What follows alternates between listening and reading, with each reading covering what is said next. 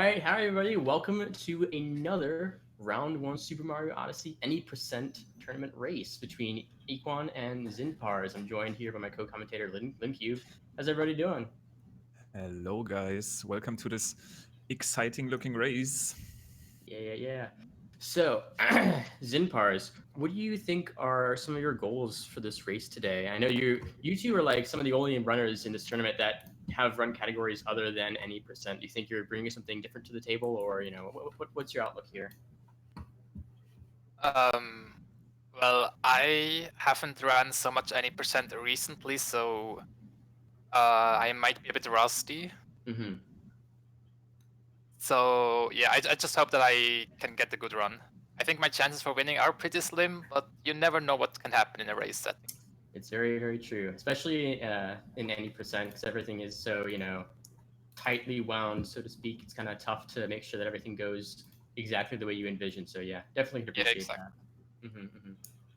that. Um, Yeah, and Equan or Equan also joining us. I do consider Equan one of the best players in this game, but however, I've watched some of your races, especially in any percent. You had some interesting plays right there. How do you feel about today's matchup, though?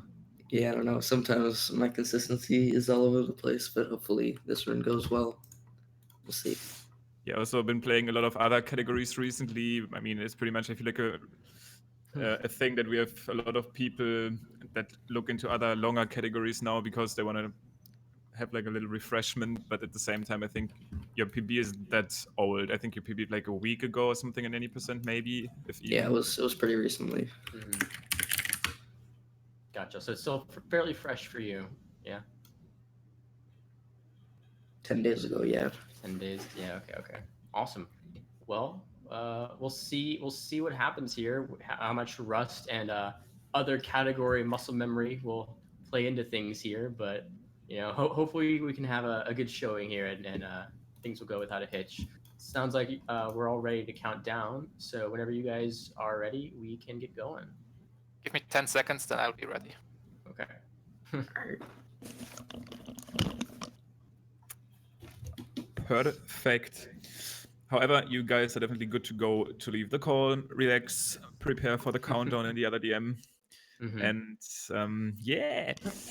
Yeah. So the three moons that our runners will be needing to take screenshots of for their live run proof. Two of them come from the Sand Kingdom. One overlooking the town, the very first moon that you get in the route, and then one lost in the luggage, right next to the Sphinx. The third one is in the Seaside Kingdom, which is ride the jet stream. What you're supposed to use the Gushin to get to that we just do without the Gushin because it's slow. So those are the three moons, two in Sand and one in the Seaside, that they have to screen capture in order to verify that the runs are live. So we'll be looking out for those as well. This is another one race though, so it might still be a very new mechanic for these runners, and I can't blame them. Especially we do have the occurrence, and we got to say those moons are completely random. Two of them in Sand, and the next one only in Seaside. So that's quite a lot of time that Yeah. passes between them. So it can probably be easy to forget. But if they were to forget, there's still a backup moon they can get in lunch, and we would obviously notify them after potentially missed capture in Seaside. Mm-hmm. Yeah, because it is, those two early on in lunch and pretty close to the start of the run, you'll be thinking about it, you'll be like paying attention to it, and then 20, 30 minutes later in Seaside, trying to remember. Definitely Exactly. might be something to kind of think about there. But yeah, getting the run going here in Cap Kingdom. Both our runners starting off with spin pounds, very nice. Get the clean movement here. Equan dropping some frames, unfortunate. Resolving that as fast as we can. Probably also some syncing stuff going on right here so that we have the runners basically on the same base pace. But yeah, spin pound are actually super interesting because in a lot of cases, it's not even easy to save time with them, especially in Cap. The first one is semi-lenient. You can have a bit of a sloppy spin pound and still save time. But on the other side, Zinpas, the room that he's entering right there, it's actually really hard to save time with the spin pound there. Yeah, it's one of those things that if you do it perfectly, it'll save, maybe up to like half a second if you're god tier, maybe. Yeah. But it's very easy to lose time in the completely opposite direction just because timing's hard, man. It does look like Equan's actually heading out of this room first. Going to be doing left side, and Zinpars going for the checkpoint and right side. A little bit of other category muscle memory there, probably, because in any percent, we don't need that checkpoint for anything, but almost every other category does want it. Yeah, when you run bingo and I mean bingo not really, but every other category that revisits kingdoms when they actually beat the game already, that checkpoint can come in super handy because you don't need to go through this rock section again and instead just basically warp on top of the cap tower. Yeah. So yeah, definitely you Saves can't so much forget this time. one. Yeah, definitely. But yeah, overall, rather clean. Cap Kingdom from both our runners going to be exiting like with 2:30-ish time and faster. So, nothing really went too wrong there for them. Couple little bonks for Zinpars, I think, but it's a Mario game. That happens. Can't really prevent that. Yep. In this game, there's also possibilities to bonk in like captures, for example, the fishes. We will see them later during the run. And we will bring up Equan's stream as soon as possible, fixing those technical difficulties. We can fix that on Zinpar's stream because he will not be doing the first moon skip here. He's on version 1.1. So he cannot do it. It looks like Equan got it first try on his end because now that the stream is back up, he's already on the other side. Yeah, Zinpar's very will need to fast. break this rock here. Yeah, so because of the version differences, new games, Nintendo has to patch everything that we find pretty much. So the trick that Equan just did is unavailable to Zinpars because of version differences, which sucks. But we can't do anything about it. Yep. On the other side, he is on version 1.1 digital, I think is what he said. So he will get some free time save off of loads, especially in the first kingdoms, and especially kingdom loads is something where it's really noticeable. You do save time there just off of doing nothing. The game will just load a bit quicker. Yeah, so what all is the time save throughout the run, digital to physical, like 10 seconds, 15 seconds, something like that? Yeah, let's say 10 to have like a balanced. We do know that loads have been acting a bit weird. We've been comparing a lot of loads, and the consistency isn't as good as you'd usually think. But you definitely, when you play on a version 1.1 digital, you can definitely save time over 1.0 off of loads. Yeah, really good execution here from both the runners, getting the Dino Skip, getting fast Madame Brood fights here. The only thing really separating them is a couple of seconds in the Cap Kingdom, and then first Moon Skip, which Equan did. And that's the only trick unavailable to Zinpars. There are some tricks on, like things on you can't do on 1.2, but you can do everything on 1.1, which Zinpars is on, with the exception of first Moon Skip. So this is the only thing that Equan's actually going to be able to do that Zinpars just can't do. So loses 25 seconds to that trick, but he's gaining 10 seconds because of faster load times on digital. So overall, he's at a 15-second deficit just because of the way that this is set up here. Exactly. And Equan on the other side also going for the chest clip right there, which is a trick that is not version exclusive at all, actually works on all versions. One instance where you can go out of bounds on literally every version with the same mechanic. Don't know if Zinpars does it because it's a recent change to any percent, and he said he's not running 80% that much lately. Yeah, but it only stays around like a second to two. Yeah, and also we only get that chest moon because we skipped the first moon. Since he has gotten that first moon that Equan skipped, he doesn't need to get a fifth moon. This is his fifth moon. He doesn't need to go to the chest, so no need to do it at all. Really fast up there on top of that cliff.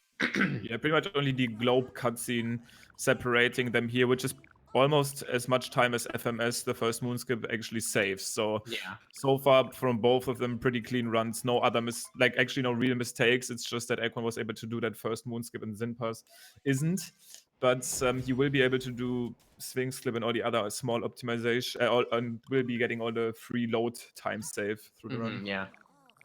And it's worth noting, we do have some screen captures to take here in the Sand Kingdom, but this is also like right where the tricks start getting really tough. So you got the dram, the double dram, single clip. Some people do double clip. In a race setting, we're probably only going to see single clip, but like there's a lot going on there. And there's the first screen capture from Equan. He did remember. Good on him. Exactly. Another one coming up fairly soonish. It's another ground pound moon we get. before he goes to the swing section. And I am actually currently not 100% sure which route Zinpars goes for. If he goes for the single clip route, which is not the fastest one. The fastest one is clipping into the swings twice. But I mean, clipping, especially in races, can be a bit rough. Yeah.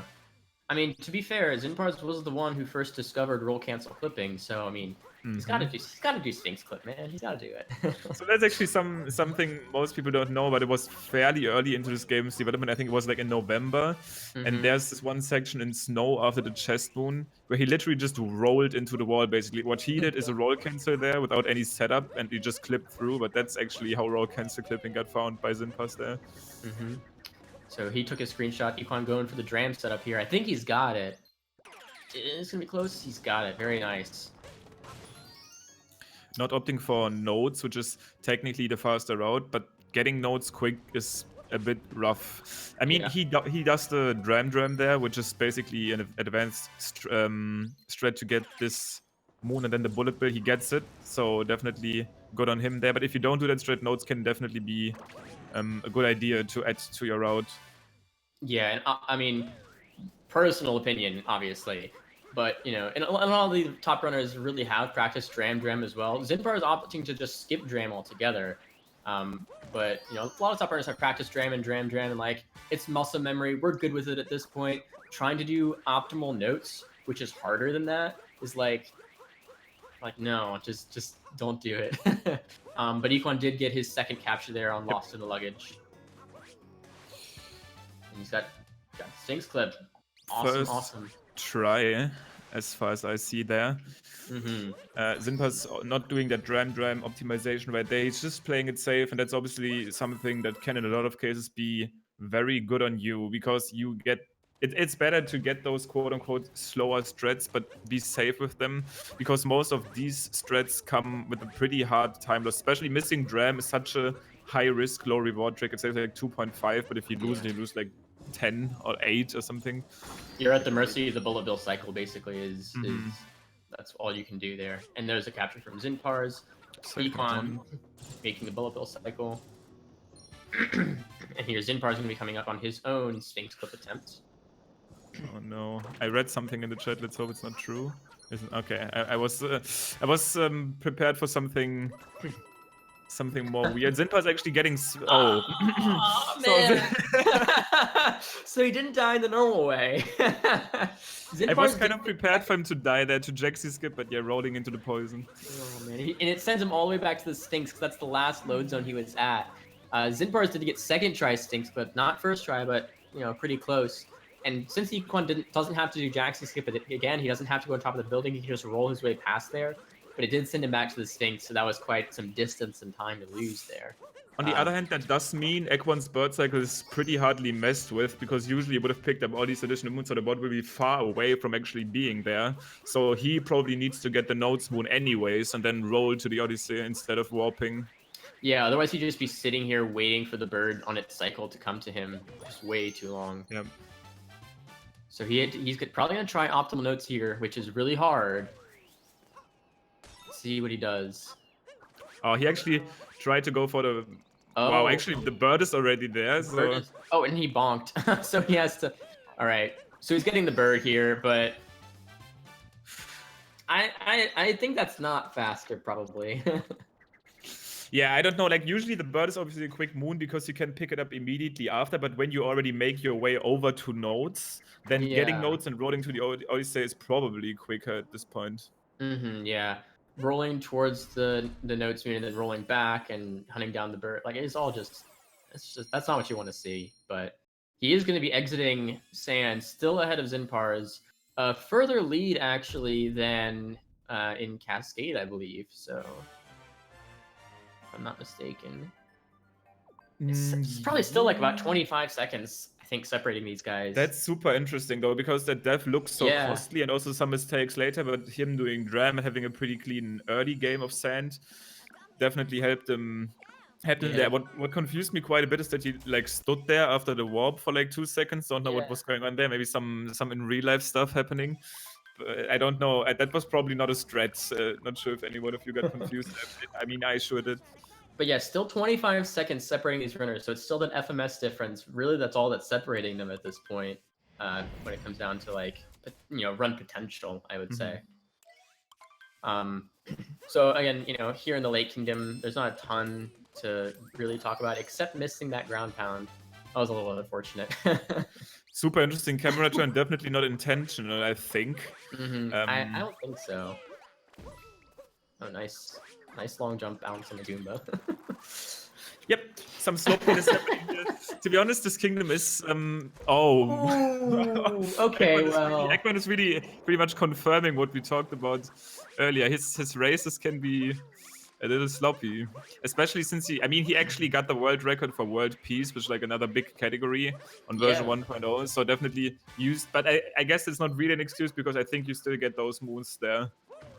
Yeah, I mean, this any percent route for the Lake Kingdom is world peace, so the route's identical. Like, I can't give him any slack on this one. He's gotta shape up.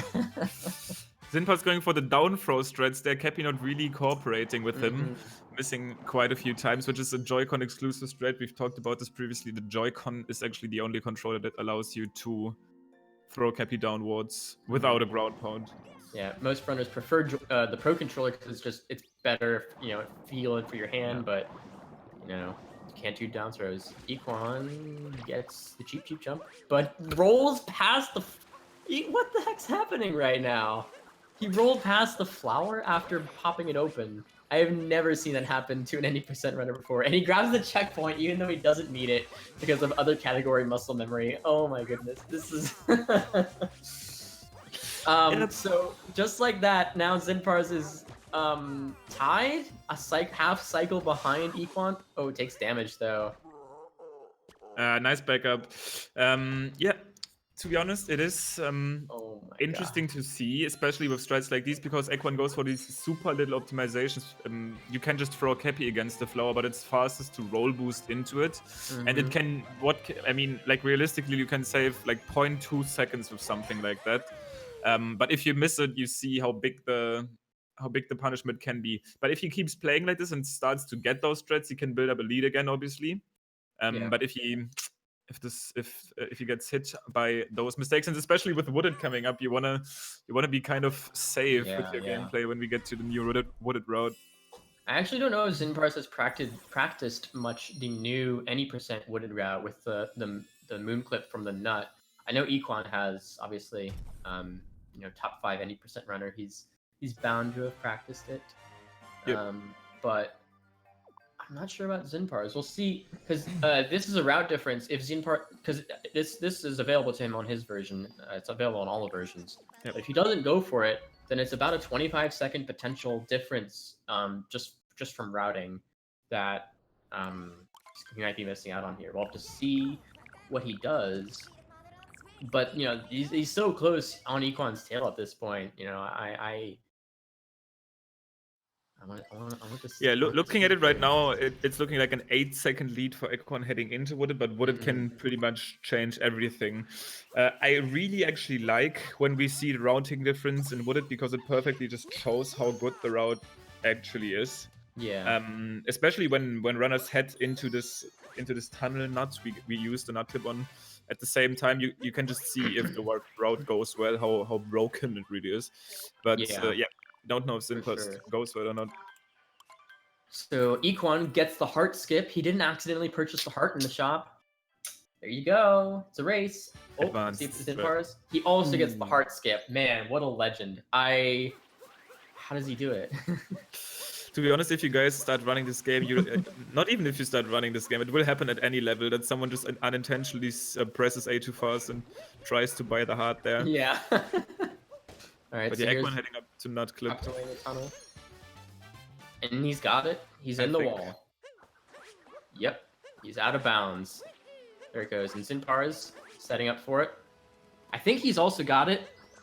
He looks to be out of bounds. Oh no. Out of bounds. Equan having some trouble with the spoon here, but eventually gets it. Dude, he really got lucky there. Zinpars going for an overhead setup, which is a little more lenient, but you have to take a little bit more slowly. And he gets it as well. Can he get up to the ramp? Equan gets up the ramp. And Nice. he's inbounds again. Awesome. That's what you want to see, because it gets it is super scary until you make it to that ramp again. And I hope Zinpars can save this. Nice. Almost bonking there, which is like a 10-second time loss, but keeping his... They both did the route like so clean. All the out of bounds movement in the ramp. That is so awesome. That's awesome. Got a quick question in chat.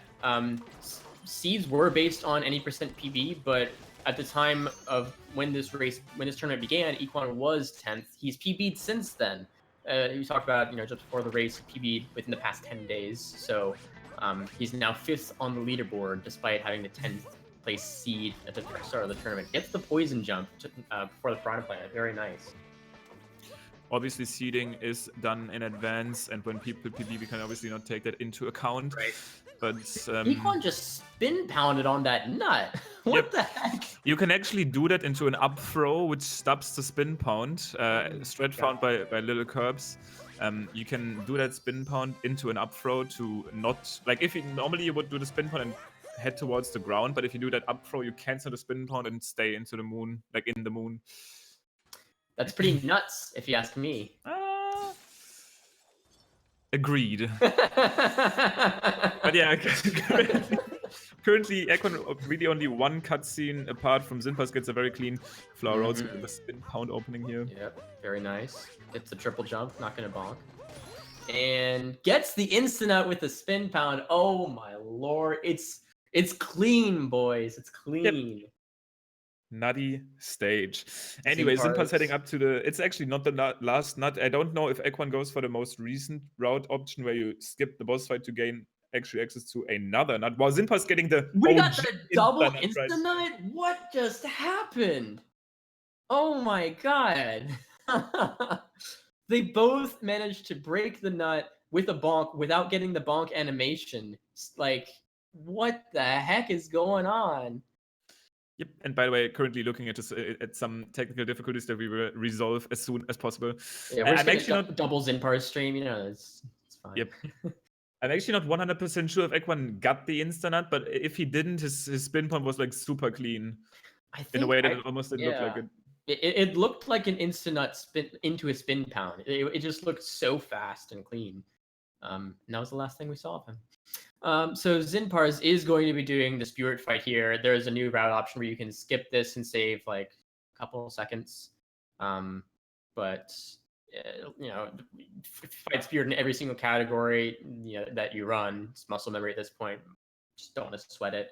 Totally understand that. Just collecting some extra coins here just because he has the 100 that he needs for the Snow Kingdom later on, so there's really no worry there. But have some more coins, Yeah, runners really being in sync right here. Definitely clean and intense race here on our side. We will obviously fix those technical difficulties as soon as we can. But Zinpars, yep, finishing up wooded. We have no idea if Equan went for the new optimization there, and if it goes well, because you can actually fall into deep woods there, it's unlikely. But I hope we don't bring back Equan's stream just to see him standing in the deep woods there. Yeah, that's what you don't want to see, because basically the optimization is, instead of fighting Spewer like Zinpars just did, basically jump off of the tower, jump down to the nut around the corner, and then do the floating pipeway. But because we're just jumping over air, basically, if you miss landing on the ledge, you fall into deep woods, and there's your run, pretty much. So kind of one of those things you don't want to see happen, but can happen. But Zinpars is going to be closing out wooded here with like a, what is that, 2028 fade out, which is not that bad given that he didn't do FMS, honestly. So that's like a pace you can easily still get like a 105 or something with if your late game is clean. So I think his current PB does not do the nut clip route, and definitely something that will allow you to get a lot of better PBs in the future. And Zinpars' most recent 80% PB, according to the leaderboard, is 5 months old. So I'm willing to say it does not reflect his current skill level, given that he's been playing Odyssey basically nonstop with all those different categories and bingo and stuff. So I don't feel that's very representative of his current skill level. I don't really want to cite that as here's how good he is, because he might beat it right now for all we know. I don't know. But yeah, he's getting Bowser fight here. Yeah, Equan unfortunately having some network issues, so I think the current rule set would actually give it into Zinpar's hands right now if he's down to restart this race, because as far as I know, a network issue like this would technically be against rules. I'm not currently sure. We are definitely trying to resolve this right now, and the runners will obviously need to talk it out. But that's an unfortunate occurrence, obviously. Yeah, just trying to get Zinpar's attention. He's doing a run. He's a little busy, you know, but get his input on current situation here. Yeah, and it's not like he can slow down. He probably is focusing pretty hard at the moment, with Lost coming up especially. Yeah, for sure.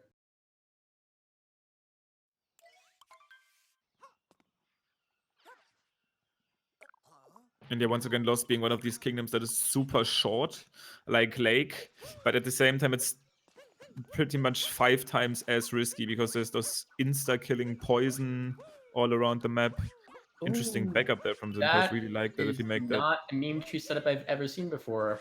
But I mean, it was a backup, but it worked. He got it. That was pretty clean.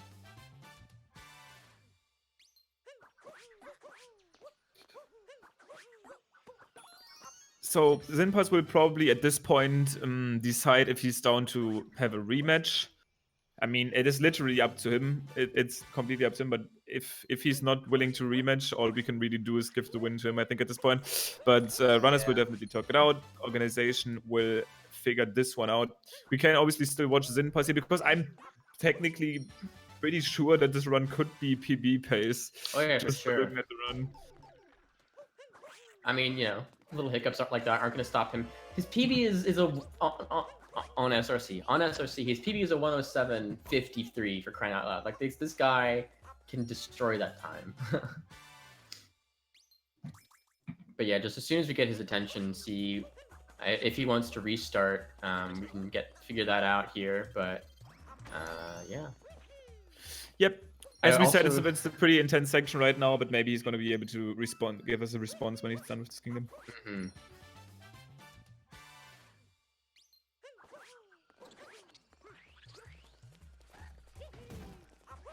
Oh, that was nice. The spin pound stone cage. Stone cage, if you do it like that, it's actually pretty quick, especially with the roll boost long jump there if he gets the moon. It's it's probably not even possible to match that with the slow cage moon where you just, okay, unfortunate that he dies there, but if you take the safe approach to the upper cage, it's probably slower no matter what. If you do the triple jump there, you can be saving some time, but that stone cage movement was really clean. Yeah, is that faster than you know, if you don't do triple jump, you just do like really slow? I'm a little. Yeah, if you do the long jump and wait for Cappy to return to you, basically, so that you can like cap dive into the moon, then that stone cage was probably faster. Yeah. I mean, he was not able to save himself there and took the death, which is like a 2-second time loss, especially if you try to make it back up and then still bonk. But I mean, that didn't have anything to do with the stone cage. That's how it usually goes with that bridge moon. It's either you saving yourself or taking the death. Yeah.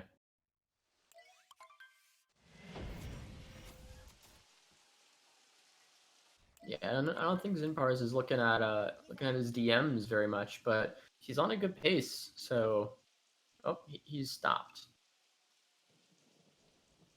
He's typing. Okay. Oh, looks apparently like we're gonna... we did agree on a restart right here. We're gonna go again and hopefully avoid some net issues. Have a remake. Definitely huge shout outs to Zinpars for that sportsmanship there, because he could have obviously just taken the quote-unquote free win, but he decided on doing the restart here. We will be going again. My body is ready. Yep. That race was actually super close early. I mean, Equan definitely making some interesting mistakes, to say the least. I think we're gonna have to have some bless RNGs once we get to Wooded to have both of them get the out of bounds movement again like that, because they were both like it was so clean from both of them. I want to see that again. I want to see that happen again in the race. Definitely. And not have Equan stream die. So the good thing for Zinpars is it's quote unquote impossible for him to fail FMS. because you can literally. I mean, it's impossible for Zinpars to fail because he doesn't even do it, obviously, and it's definitely easier to just capture the chain jump. And yes, while Equan does have the benefit of in maybe getting a big time step out of it, it can also lose you some time. Very nice. Spinning crouches from Zinpars while we wait. It looks like we're gonna have a new set of captures as well, screen captures for the runners to take. Yep. Just give us a little bit of time. We'll get set up in just a little bit. Get going again for realsies. And so I do have a pretty interesting topic to talk about because we've been talking a lot about any percent, but I want to talk about some other categories actually, because I'm pretty sure that GSA also plans in the future to invest into like other categories this game has to offer.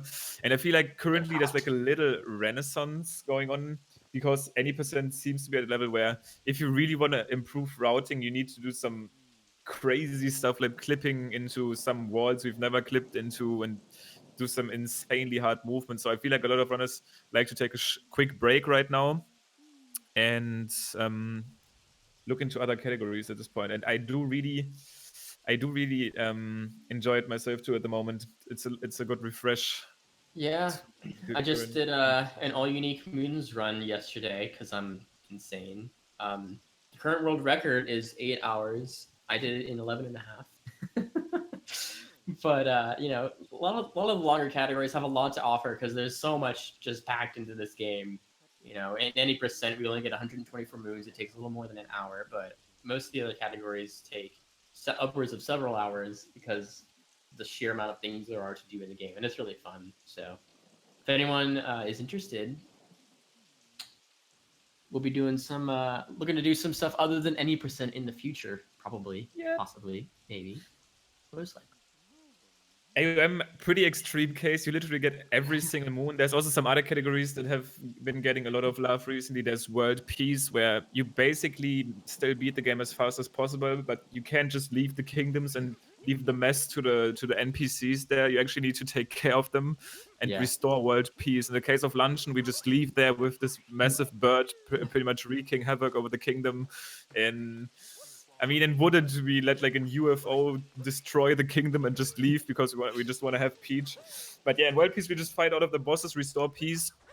Then there's Dark Side, which collects 250 moons to go to the Dark Side Kingdom, which is like a boss rush. And then there's Darker Side, which collects 503 moons and collects 500 to gain access to Dark Side, which is like the last dungeon kind of thing, super hard level that you need to beat at the very end. It's supposed to be a final platforming challenge kind of thing, Dark Side is, typically about 2 hours, maybe a little less at the top level. Darker Side, 3 to 3.5 hours ish, probably.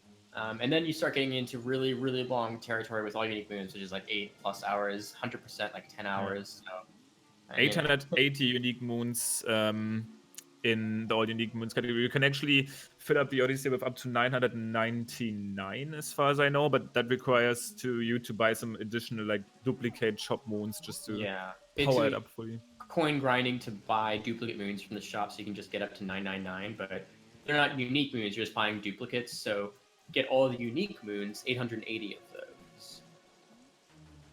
It's the hot. It's the hot. Exactly. There's also the 100% category where you do all unique moons, and then I think you buy all the outfits, get all the purple coins. You buy the shop moons in a way that you actually get the 999 coins moons into the Odyssey. It's a bit more crazy. It's a bit grind heavy, which is so much coin grinding. It's so much coin grinding. You grind a lot of coins to buy like the most expensive outfit stuff.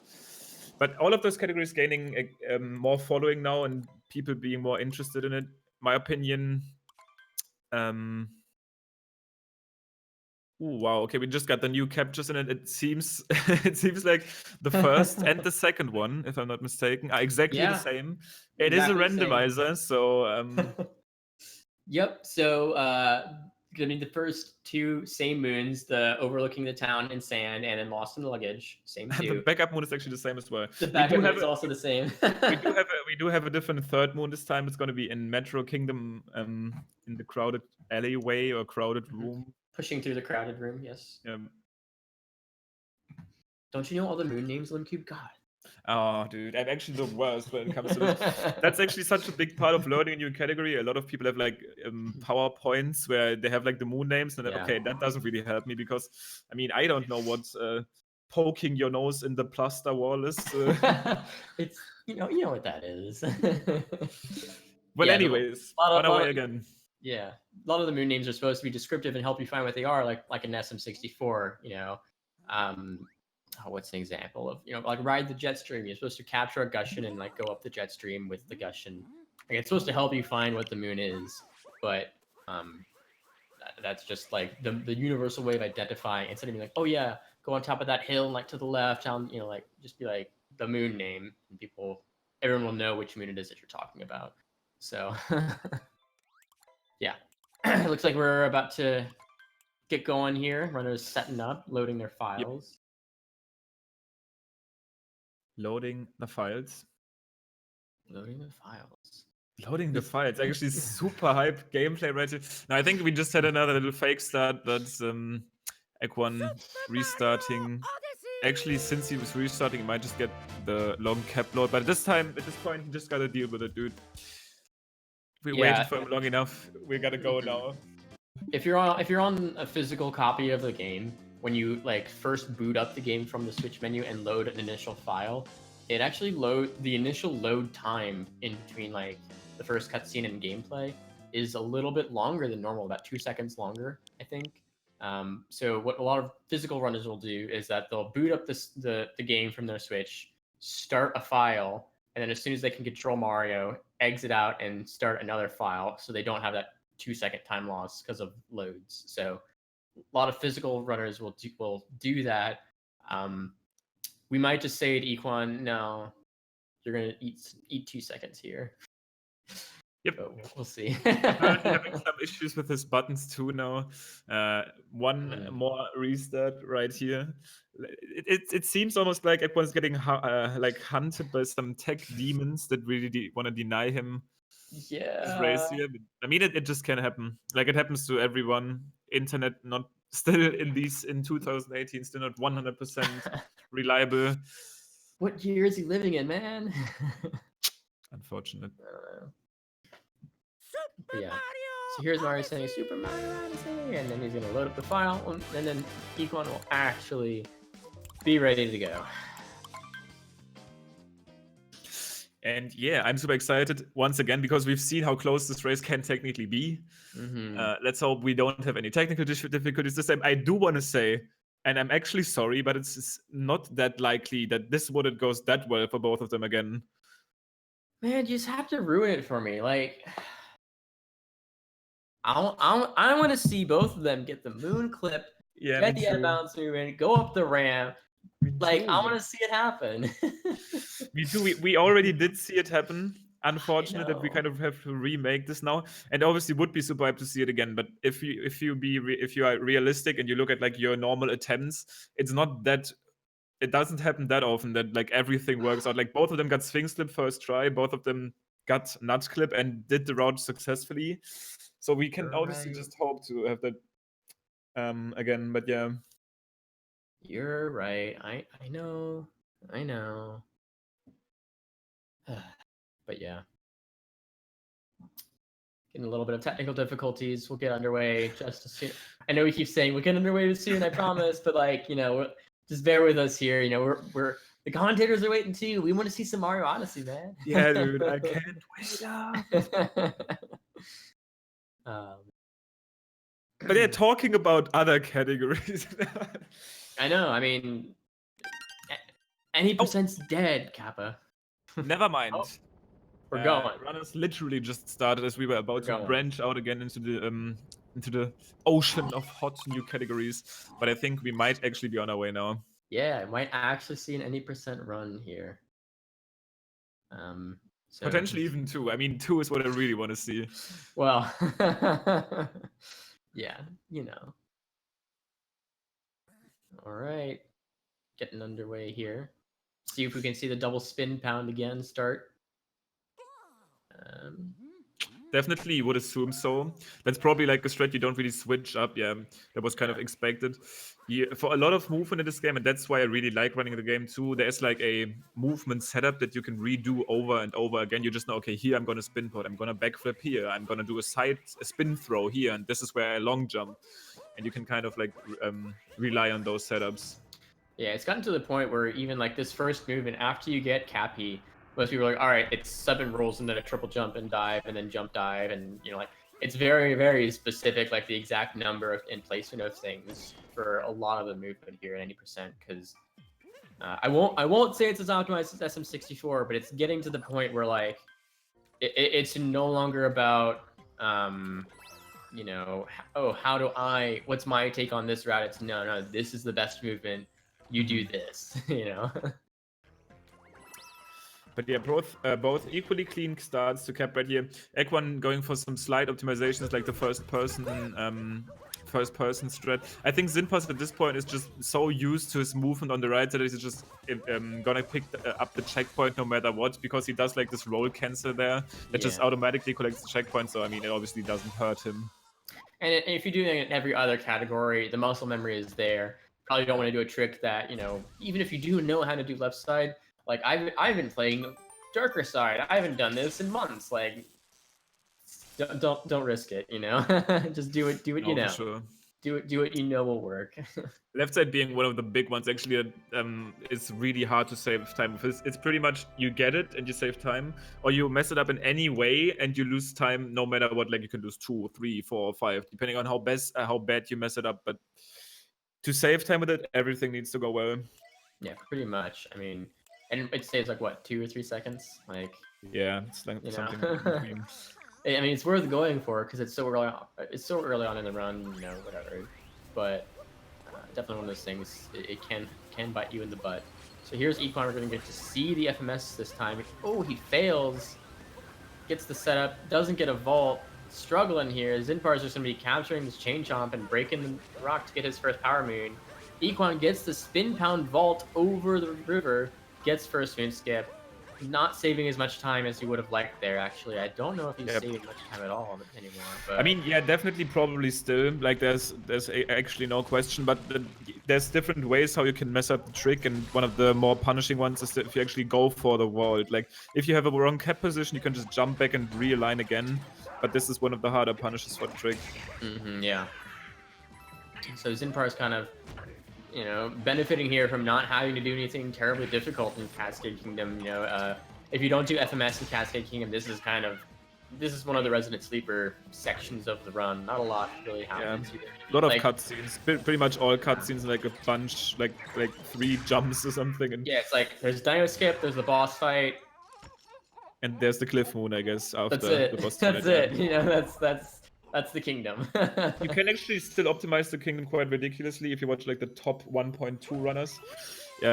It's really up to like perfect spin pounds and having good movement for the bridge that falls between the 2 cutscenes, also capturing the chain jump optimally.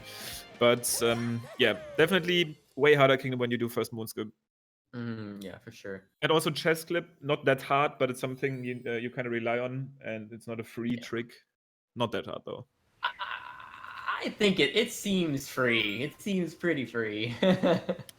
So it seems free, but it's just another thing you add to your run that actually can mess you up. I've seen top runners make a slight mistake there, and it is actually possible to clip Mario out of bounds, but Cappy stays in bounds, and then you dive into like an underwater out of bounds section where you can actually die in. Super rare that we see that. I hope we don't see it now, but it is actually possible. So that, I guess, you add that to your runs. That's pretty crazy if that's true. Nice spin throw there from Equan. Gets the early globe capture there. You can still save yourself from that out of bounds underwater section with like an up throw to the globe, but I've seen people die to that already. The good thing in attempts, obviously, not a big deal if that happens. You just hit the reset button. When race is obviously quite a bit different. Yeah, for sure. So Equan getting a fade out time here of 5:20. Zinpars is going to be about 30 seconds-ish behind him here. Once again, first moon skip still playing, coming into play right here. And also chest clip actually working well for Equan, saving Yeah, a that little was bit a more really time there. clean chest clip into spin throw. A lot of thing, not something that people don't really talk about a lot is spin throws. Spin throws are actually OP. Like, if you want to capture something, what you might do normally is throw the cap with the Y button and then shake the controller to home it in on something, so it gets a little bit more extra distance to go to something. But if you spin throw, that first throw, because Mario he throws it very far first, and then it starts spinning around him. That initial curve goes just as far as a homing cap throw. So Yep. you can use that. It does Really, it does like one big swing at first, and Equan once again having to take that capture, and Tower gets it too.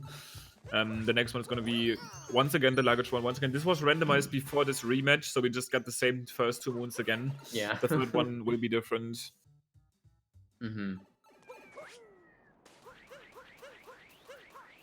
But yeah, really clean movement there from Equan and Zinpars. This first section, there's not a whole lot that can go wrong here, but I have seen some runners bonk before actually getting to... Okay, actually a little bit of interesting movement here from Zinpars. He didn't get the dive he went on onto the fountain, so a little bit of awkward movement to try to get up to overlooking the town, but he gets it. He gets the screenshot. We're good to go. So in this specific case, it might have been interesting to see him collect the bird early there. That was probably one of the best bird positions you could have gotten. It's pretty weird to react to it. If you get the perfect bird cycle in the Oasis, it's probably still a little faster, but that would have been interesting. Actually, interesting way also how he saved that cap. He was like stuck on the lantern thingy, and he bounced off of it and actually avoided the bonk, which would have been worse. Equan able to get the dram strat. Going to set up for his double dram here. And I think he's got it as well. It looks really clean. Yeah. Yep, once again, if he doesn't make the mistakes he did last round, which is like rolling into the poison, he's definitely can still show that he's top 5 in this category. Very skilled player. But once again, since he almost always does the most optimal and crazy strats, they can come with a lot of risk. Yeah. And that dram, double dram that he did there that Zinpars is not going for, just kind of puts him, what, like 5 seconds ahead of Zinpars? Ooh, and Zinpars bonking actually, trying to get up on top of this icicle, unfortunately. So a little bit more time than 5 seconds, probably closer to 7 or 8. I think that was unintentional. Equan actually clipping into the Sphinx room first try there. So to be optimal, he's kind of forced to get the next clip first or second, or like at maximum third try. If you struggle to get this clip here, let's see how he does it while actually first not having... try. Not even hard. Game's easy, man. Jeez. Alright, well, we're seeing an optimal, or almost optimal sand right here. He's not doing notes, but it's close enough. Now that I think of it, there wasn't really any mistakes on Equan's part so far. So if you get a double clip this clean, he got the dram, which is basically the pretty dumb names actually if you just hear them without any context. Zinpars also getting his second capture. But yeah, this is looking to be a very, very good sand. Zinpars setting up for Sphinx clip. Not getting it first try, unfortunately. Equan avoids death here, so that's really good. Yeah, getting past this time. Zinpars is struggling a little bit. That's attempt number 4 on Sphinx clip here. So 5th try Sphinx clip there. A little bit unfortunate. Ooh, almost clips back in bounds in the room, the flowing sands there, but manages to stay out of bounds. Really good. Oof. Yeah, Equan actually bonking against the cactus right there at the very end. I think if that wouldn't have happened, this would have been almost like a sub 5 pace, which is like a ridiculous time for Sand Kingdom. Yeah. But since he bonks there, takes damage, and he will get the damage refill here on this moon. It's probably on the cactus moon is actually where he got it. It's not possible anymore. It's still a very crazy sand. Yeah, and able to get the bird, actually. I thought he was going to miss that bird, actually, but that cap was able to home in correctly. So that's like a 1032 sand, or 1035 something sand. What am I talking about? Sub 1030 sand exit from Equan, it looks like. I can't speak today. If that's actually true, he might have made another mistake that I missed, because I can't see, since he had like a 520 cascade exit, I can't really see how he lost that much time. Actually, yeah, okay, that's still like a 1026, so there was like a 5 0.06 sand, which is a very good still with that mistake at the end. Yeah, that's really good with that bonk and damage refill, because that's about 4 or 5 seconds there. So yeah, that could have been a 5 flat sand pretty much. Zinpars actually saved himself pretty cool there. He was actually roll canceling into the characters. I thought he was going to do the same and bonk, take damage. Yeah, But saving himself. getting a little friendly with the cactus, but it's okay. Yep, the cactus seemed to like him though, no damage dealt. Equan going for the spin pound on the lakeshore, gets it, preps his cap to bounce off of it. Really clean movement here. And Zinpars gonna be closing out his Sand Kingdom here. Let's see if he can capture the zipper this time. Whoop. Equan actually just managed to roll right between those two Goombas without taking damage. That was really slick. I thought he was gonna hit one of them. That was clean. Yeah, I really hate that strat. It's actually optimal to roll a bit further there and then just go for a single jump cap throw. I personally cannot really make it work because the Goomba's position there is actually random. You can avoid it by doing like a long jump into a triple or some stuff where you don't really need to roll and can kind of dodge them more easy. But Equan just going bald, rolling between them and saving some additional time. It's actually unfortunate in this game. Long jumps actually set Mario to a fixed speed, which is usually slower than whatever speed it is that you're traveling at. If you've been roll boosting and stuff, it's so initiating a long jump actually slows you down from whatever speed you were at. So we do want to avoid them generally as much as possible. And Equan doesn't roll past the flower this time. He learned from his mistake, but gets the cheap jump up to Rango here. Zinpars on the lakeshore. Let's see how he deals with Goombas here as he heads towards the zipper. And Equan's just gonna sit on Rango's head and make him a sad bunny. Ooh, gets the single jump. Actually, Zinpars going for a double jump there. Not sure if you noticed, but that's obviously something you can do. Yeah, he basically skips one roll there. That's probably still easily faster than doing the long jump there, but he just skips one roll in favor of getting a double jump, which gives him more height. Gets the down throw first try this time on the cheap. But yeah, using Joy-Cons. I actually looked over as he was past the Goombas, so he must have jumped over the Goombas or something, tried to dodge in there. Yeah. But yeah, very clean run from Equan so far. Zinpars also not having actually, I mean, other than Sphinx Flip, not really having too much issues here so far. Wooded coming up though for both of them, and we'll see how this goes this time.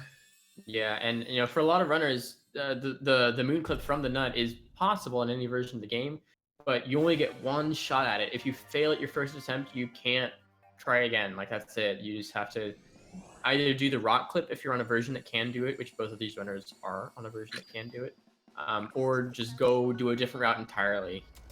So can be a make or break moment in the run, trying to get this out of bounds move in Wooded here. We'll see if our runners are able to do it again. They did it last go round, so hopefully we can see it again. I really want to see it again.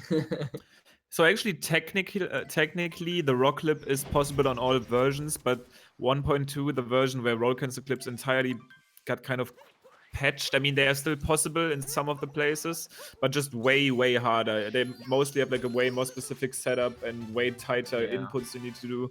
And this rock clip is actually super different than any other clip, but yeah, normally you want to get the nut clip. I don't know if Zinpars does the rock clip as a backup, but let's just hope they both get the nut clip. Sure. Because I mean, there is no shame in, oh, I missed nut clip, I'm just gonna do old route. Like, there's no shame in that. Yeah, no, for sure.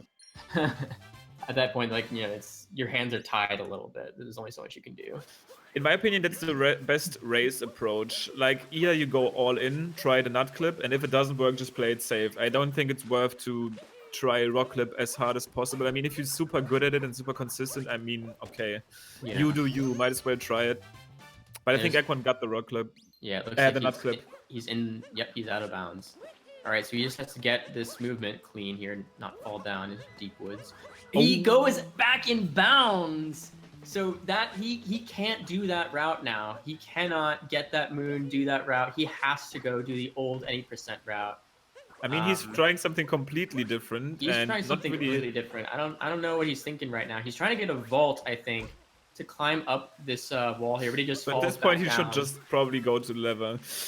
What you can try there, I think what he was trying to do there, you can basically make it up that section and then do a can still run up the ramp basically and get the quick nudge moon there, so you have one moon in the surplus. I don't know what he would have done to basically then replace one additional moon. Interesting approach. I really would have been really interested.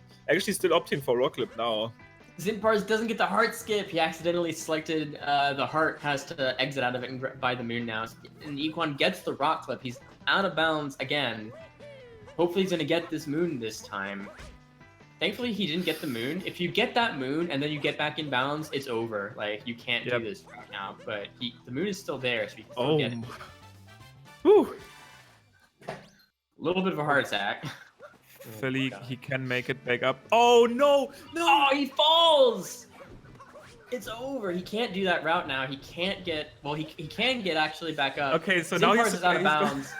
He's gonna need to be super creative now. So I think what his plan is, since he got the moon, he wants to make it back up the section and collect the fans moon, running up that ramp.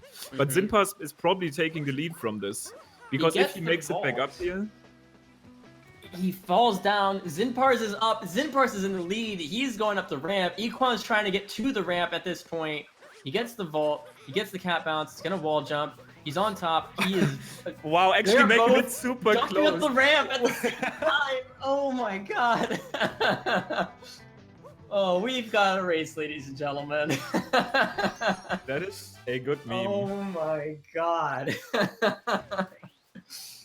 They were pretty much synced getting that fence moon, and also this moon. They're like super close. They're literally synced. They're in sync. Oh my god. But yeah, Equan probably having, while being unlucky, quote unquote, and having like the weirdest experiment with his routing, he still got quote unquote lucky, because you can actually fall into this deep wood section there, which is a bigger punishment. But yeah, very interesting. Yeah, if you get that out of bounds moon and then you fall before getting up to the ramp, you fall while you're out of bounds, you fall into deep woods because you just fall through the out of bounds section, which is over deep woods. So luckily he avoided that and is able to kind of semi-salvage it, but and he is ahead of Zinpars again now, a little bit of better movement getting to this nut at the dead end, but that was no. Right as he's gonna spawn at the shop. No! Yeah, he's all the way back at the shop now because he didn't get the checkpoint. He's all the way back at the shop. Oh my god.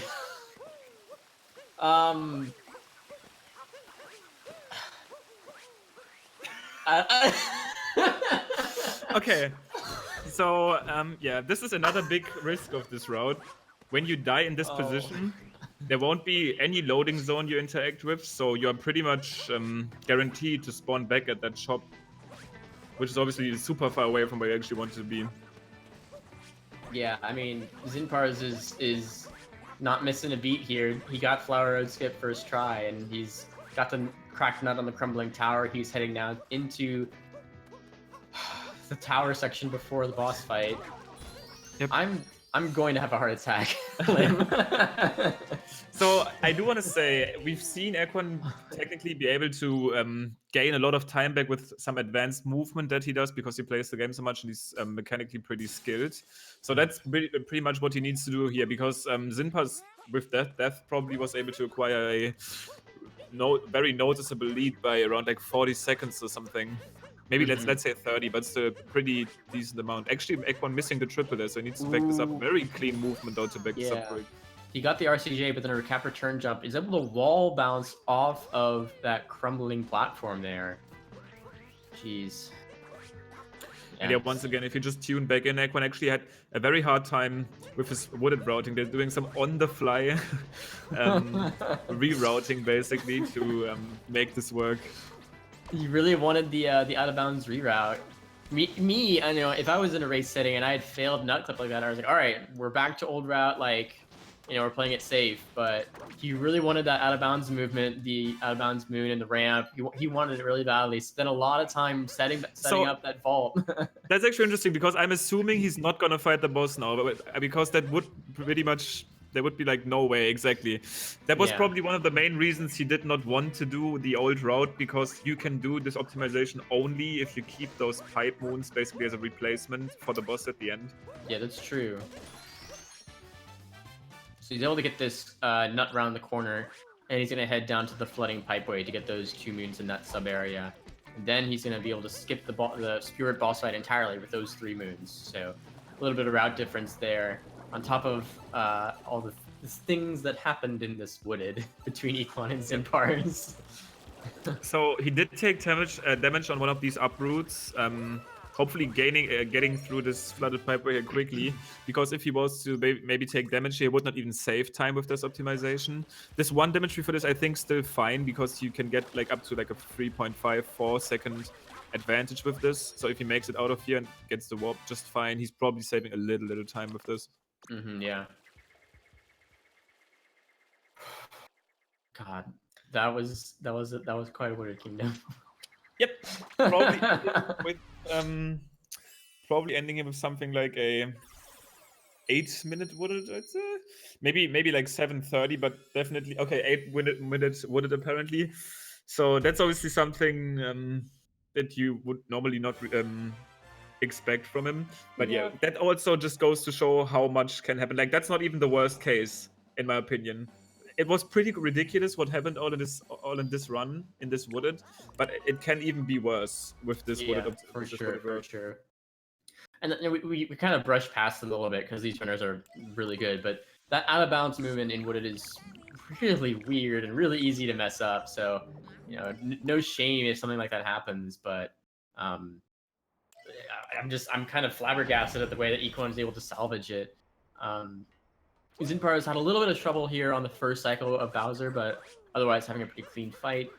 Maybe a little bit of time for Equan to save here in that very first early hack grab right here. If he gets it, he's got it. So he saves probably about 5 seconds on Zinpars at this point, if he has the perfect rest of the fight.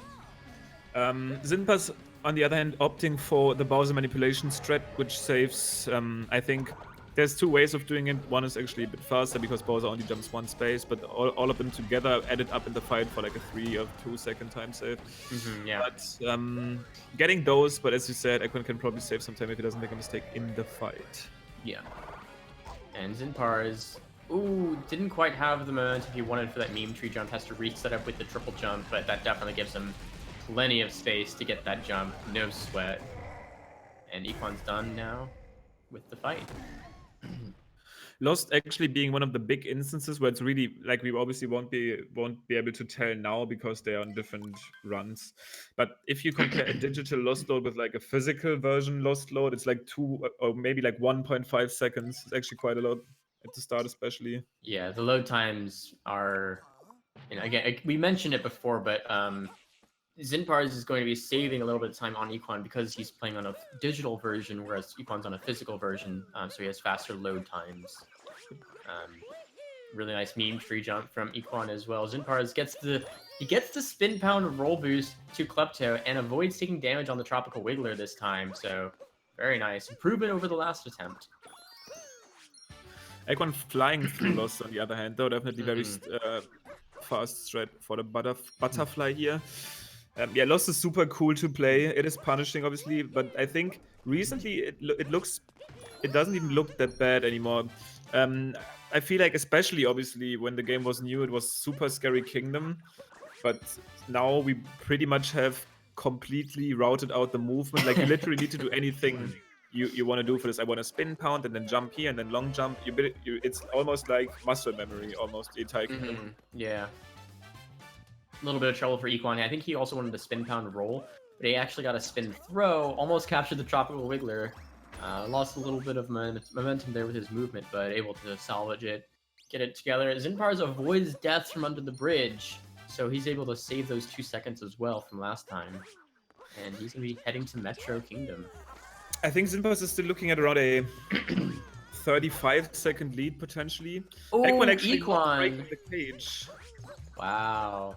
He was actually blocking the path for the bomb to come to break the cage, so it hit him instead. So on top of missing that moon, he gets a damage refill here. Really unfortunate there. Yep. Equan just going for the quote-unquote safe backup strat and collecting the stone cage moon. Also, hopefully avoiding the death there. Very nice. Heading into Night Metro. Yep. Yeah. So here we can see Zinpars do Night Metro again, and Equan do it for the first time. This is one of the most vertical sections of the whole run. You're basically climbing almost the entire time and trying not to fall down, because that's where the big time loss comes in Night Metro is falling. Zinpars getting a bit of a setup there for that awning jump. Yeah, but it's actually super easy to not get the right angle and then throw Cappy towards the wall and then literally just bonking your head into it. He didn't get the triple jump after 2, so he needed to do this long jump strat there. So he needs to climb up the girl a bit more. So definitely some leadway for Equan to potentially gain some time with some better strats. Yeah. Gets the Goomba jump though, and narrowly avoids the other Goomba. Doesn't take damage there. That was close. Let's see. If Equan can have a little bit cleaner movement getting towards City Hall, he might save some time here as Zinpar is just now beginning the City Hall climb. Would be interesting to show you guys of the differences here. Equan getting the first try jump up there, gets the triple, so he will be able to go on top of this building and just long jump into this moon and saving actually quite a bit of time there. That was actually really smart from Zinpars. He realized that he had the wrong position on the wall. He was going to bonk. So he just stopped, realized that he was just going to lose an elevator cycle, and instead long jumped over, over to the left to get the elevator on the down part of its cycle. So that was really smart on Zinpars' part, realizing that he had lost that half elevator cycle and just making it up. Really smart there. But Equan just makes the cycle. So, time save. Cycles actually not as much happening in this game as in other. Oh wow! Wait, what happened there? He wanted to do a dive, but actually dropped his dive input, and so just did a ground pound instead. Yeah, you can leave that wire early. He didn't fall as far as I thought he would, but that was a little bit of a heart-stopping moment. I'm not gonna lie. Oh man. So we'll see if Equan gets it here, but you can actually leave this electrical wire a bit early and just dive on top of the boss platform. He did it right there. But this game, especially when a lot of things are going on your screen, when it comes to like visual effects and lighting, particles and stuff, can easily drop you like an input, so that actually might have happened there. And that's one of the worst places where it could potentially happen. Yeah. So here in the Wiggler fight, this is kind of the big instance of RNG in the game, is where the Wiggler spawns on the wall, the way the fireballs shoot, and the pattern that he walks on the wall. So it's gonna really determine if you able to get a good 2-cycle kill or not. I think this is a decent pattern for Zinpars. Oh, he's American Sniper. Yeah, but pattern there was obviously pretty lenient, but Swiss Sniper. Sorry, he's Swiss Sniper. So Equan actually still getting blocked quite heavily by those fireballs, but I think he makes it through, and he's probably going to be able to get a pretty good fight here as well. Oh my god. Okay, that was close. That was close. He gets it. Both our runners get a 2-cycle. That's what you want to see. Oh man. Next up, Scoot Clip. Pretty much the next bigger trick that comes into play right here. Probably looking at around like a 15 to 10 second lead only for Zinpars at this point. And Day Metro is another section where smaller mistakes can result in a big time loss, especially when you go to the higher section of the kingdom where you can fall down and lose a ton. Also worth mentioning here in Daytime Metro is where we're going to have the third screenshot capture for our runners. It's the first moon pushing through the crowded room. Get that moon screenshot going. But here's the Hidden Girder Passageway, capture warp for Zinpars. Equan gonna be doing the same. And coming up on the Scoot Clip. See if they're able to do the drive-by, if they do a setup. What's going on? Zinpars gets the drive-by. What a swag strat. Really nice. And he's able to get the capture there without the ledge grab. Very nice. Oh. First mistake, you're not getting the cap throw to set up this next capture, but Equan also destroying this cage and just clipping into it. Very big starts for both runners here in Day Metro. Oh my god. And bench friends, good bench. Equan's gonna get this capture warp actually, which I don't think Zinpars was able to get. So a little bit of time save there, but yeah, I mean they're like one. Wait. What? Yeah, that was the coolest save I've ever seen. He actually unintentionally bonked on top of the taxi and then saved it with a down throw. I don't know what to say. That was just impressive. And yeah, what a Zinpars also legend. opting for the newest optimization there, where we and Equan actually doing the same but taking a bonk. We talked to the musicians a bit earlier and save some time because we can warp out of the pushing through the crowd room where they will be taking the captures later. Yeah. So there's Zinpars getting the first Moon drummer on board, the first musician. And Equan right behind him, right on his tail. Ooh, a little bit of bonk there for Zinpars heading out of the city hall. That down throw was actually legendary. Also, the way he just reacted to it, because he just knew, okay, I can just do a down throw here. Would have never thought about that. Yeah, even. no, I mean, if it were me and I bounced off the taxi, it's like, well, I guess I'm here now. But Zinpars is like, I can down throw, and just like is able to. I don't know. That was. This guy can really think on his feet. He's really good at that. Wow, that spin point from Equan was ridiculous. You couldn't even see him spin. He just instantly destroyed this scrap part. And yeah, pretty close race, especially right here. Not really many big mistakes, some slight mistakes, some bonks we see from them here. But other than that, very good day metro so far. Zinpars warping up to the top of City Hall. Gonna be trying to do a spin pound roll cancel into a triple jump to take out some garbage. Oh, he gets the double, but that's good enough. He's got the momentum. Yep. How do they take out the trash, man? I don't get it. I mean, they probably just wait for Mario to do it at this point. Equan lost his momentum, has to resort to a long jump there. Gets the spin throw, but bonks. That was just a series of up and downs there. I mean, the main thing is you want to make it over there and you don't want to fall into this with this swaying in the breeze moon. Because that's obviously super scary. You fall down and you basically need to warp back up, have like a crazy backup strat. Zinpars actually having some issues with this climb there, so... Oh, Yeah. no, he did not get the cap throw! Gets staggered as he fell a great distance from dizzying heights, but he's able to get glittering above the pool. He's still ahead of Equan here. Come on, you're just literally, at this point, you're just showing off, dude. Calling out all of the moon names. Literally no one ever knows, but yeah. This one has left at the cafe, and they're synced again, because Zinpars actually dove instead of doing a ground pound, so he had to back up and try again. Avoids getting... Oh, but he bonks, so now Equan's ahead, heading into the crowded room. Gets a spin throw. Woo! That was actually cool. Avoid bonking. They have to take a screenshot for this first moon here. Equan gets it. Zinpars gets it. All right, both our runners are good. And yeah, actually dives in this game, and that almost cost Zinpars with a big time, but he kind of saved it. When you dive in this game, it's over basically. As far as controlling Mario goes, you can slightly change his angle of him falling, but you cannot really cap throw. You cannot convert it into ground pound. All you can do is basically fall to a surface.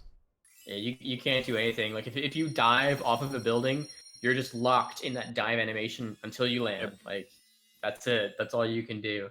But now Equan pulling ahead, just a couple of seconds ahead of Zinpars here. Like I think 2 seconds ahead here, going into the Snow Kingdom. This is quite a race. Oh my goodness. I have no idea if Zinpars is doing Snowdrop, and I'm 100% sure Equan is going to do it because he was one of the first people to actually come up with a very good setup for it. I personally used this setup for the jump, and it's a super scary jump that can lose you up to 30 seconds for every missed attempt. Can save you 10 if everything goes well. Don't know if Zinpars goes for it. We will see, because obviously Equan can gain some time on Zinpars with this, and his snow especially is usually pretty good. But if he doesn't get Snowdrop, which I've really never really seen him fail it, but if it happens, you can obviously take it. And actually, he's only at 88 coins, so he will need to pick up the secret coin stash there at the start of Snow. Yeah. Everyone has... Yeah, so I mean, you need 100 coins to purchase the Moon and Snow. A lot of any percent runners that only run this category don't really know about this crate with coins in it, but there's a crate right at the start of Shiveria that has 10 coins in it. Make it so you would only need 2 more coins, which you can easily pick up in either the Taifu room or the Goomba room. Zinpar's taking a little bit of a bonk there, unfortunately. So if Equan can know about these coins, he's good. He's gonna get the entrance to Shiveria Moon first, but he should get the coins right here. It's the best chance to do it, and he knows about them, so he's gonna grab them. Very nice. He still needs 2, but he can easily pick them up actually on this umbrella already. Yeah, so he's already got it. The sub rooms in this game also have some, in this kingdom have some additional coins, but he's already good to go if he doesn't die. Because you can actually easily die, especially in the first one of these sub rooms. And Equan's actually going to be going for this moon clip here. I know he's been practicing it because he's playing other categories. If he gets it, it would be. I think he got. I think he's out of bounds. Ooh, that is hot. Yeah. Oh. Okay. Well. That's actually something we haven't seen in this race yet. It only saves a second if done optimally, but that's another instance of this moon clip actually being very useful. Yeah. That bonk was a little awkward, but he got the moon clip. Like he went for it. You know, I'm proud of him. He did it. He did the thing. Don't think. Yeah. Zinpars did a backflip. Is he out of bounds? No, He's not. You need to wait way longer there, especially on this moon. And in other categories, this is way more useful because you can make it to this bound ball section, which is kind of it's obviously not a boss fight, but it's the event Mario needs to do to restore peace. Oh my god! No. Oh, Zinpars almost saved that, but he actually. The platform with the momentum flung him into the Typhoon, made him take damage, and he was going to fall into the poison. I don't think he could have saved that maybe, but I don't know. That was really unfortunate there. This is another section where the game easily likes to drop some inputs on you, especially and when you take damage, it just gets super weird. So if that would have happened to Equan, he would have been in a bit of more trouble because he's only going to be entering the snowshoe with 109 coins, which means 1 additional death, and he wouldn't have had enough. But actually, there was an additional coin ring he could have picked up. So I think he's good to go. Oh, Equan doesn't get the optimal bonk. You can actually bonk in such a way that in the bonk animation you get the moon, but he messed up. And this looks super dumb if it doesn't work. If it works, it looks pretty cool because you just bonk and collect the moon because Mario's hitbox extends. There's another instance of this maybe potentially later in Luncheon, which it doesn't really save time there. It's just, it actually potentially saves some time because Mario is lower on the ground. But wait. Oh, I mean, Zinpars already bought the moon. I was just super confused right there why he's only at 70 coins and why he picked up those coins. But I think that was unintentional.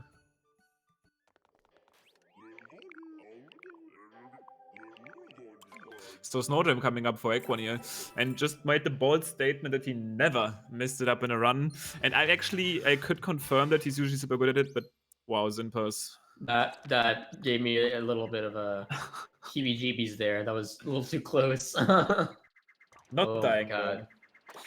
All right, here we go. Here's Snowdram from Equan. So the Snowdram king attempting his setup right here. That was actually, a I didn't very like this vector. fast first-person look there. Oh no! I was right about to say I didn't like this vector, and probably apparently first time for him to miss that trick. Let's see if he can make it up again. Actually bonking on the Odyssey right there. Definitely losing some time now.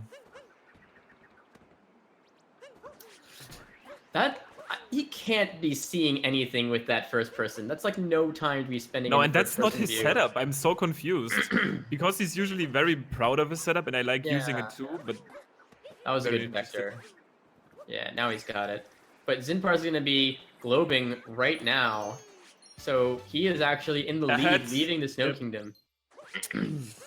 Damn, what an interesting race about. I didn't. Okay, let's calm down. Yeah. So it pretty much showed how you can potentially save time with Snowdram because Equan was clearly going into this trick, and if he just picked up the moon, he could have just easily saved some time there. But since he bonked, and then he also had some very big issues to set up his second successful attempt this time, he's actually going to be taking a hit in a way that Zinpars is ahead right now. Yeah, I'll have to ask Equan about that camera setup later, because it didn't look like he would have been able to see anything, but I don't know. We'll see. We'll see. So I think just by looking at it, there might be like a setup where you place your camera in a specific way and then just press the first person mode to be in the correct position, but probably didn't go as well as planned there. I see. Yeah, I'm unfamiliar with that setup then. I mean, it looks like it would be faster, but it also is probably way harder. Equan actually falling down here very first climb in Seaside. One Unfortunate. of the more punishing bongs you can take because you'll fall down. Mm-hmm. I thought Zinpars was a little too far there for that ground pound move, but he actually got it. That was good. One gets it as well. Still barely ahead, holding on to this lead right now. Seaside is one of the kingdoms where you can easily lose it just by some more sloppy movement, though. For example, we'll see Zinpars to set up his jump right there. I think Equan is just going to be single jumping into this alcove to set up this. So already saving some time there. Yeah. Ooh, and a little bit of bonk from Zinpars as well. That bonk is actually not that bad because you need to fall down anyways, but yeah, still but losing it's still sometime. it's time when you can't control Mario and you might be wanting to like rotate him and like turn to like prepare to get out. So we might see flower storage versus no flower storage here. That's actually something I'm really looking forward to. So Equan clearly heading into the section behind, right? Yep. So let's see if he gets the rocket flower storage here, and then we'll see how much it actually can save. Because people underrate this threat. So look at this. Oh my god, Actually, he got it. he did get it, and he's going to be needing to take this. Let's actually look at the capture. Almost single at this point. Wow. So if you do that strat correctly, you can easily save 1.5 seconds with it. It's really unintuitive to learn, though, I will say. I agree, because it involves motion controls, which are almost weird to do in every case. Yeah. But the strat doesn't get enough credit, because when we initially timed it to be like 0.5 faster. But that was comparing to optimal Gushen movement, and it's really easy to, if you get the flower rocket storage strat, you will pretty much automatically be optimal with it. So definitely, I really, especially when your times get super good, definitely something you want to be looking at. Yeah, for sure. Our runners are just so synced right now. This is really insane. Picking up Dory pretty much at the same second here. So none of the runners actually missed the screen capture. There would be an additional backup capture be coming up in Luncheon here, but not required. Zinpars missed one of the 3 shakes for this moon, so I had to go back and get it again before he could actually collect the moon. So that little bit of travel distance time is what he's behind now, about 2 seconds or so. Equan taking 1 fish bomb though, so it's making up a little bit of time for Zinpars there, but 2 seconds is probably what we are looking at here, between 2 and 3. 3 seconds, I think, yeah. Still, it's insanely close, honestly. Oh my goodness. Yeah, I mean, 3 seconds apart going into Luncheon is like... This is a good race. Oh, definitely. And Luncheon, once again, being one of the hard punishers.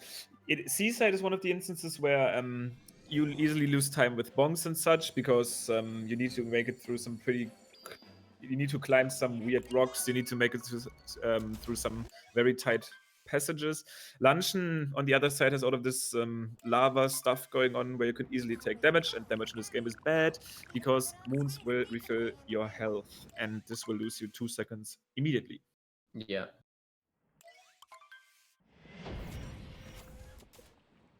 We will also be seeing some very heavy strat differences right here. So first one, I'm pretty sure Equan is going to be going for the Salt triple jump.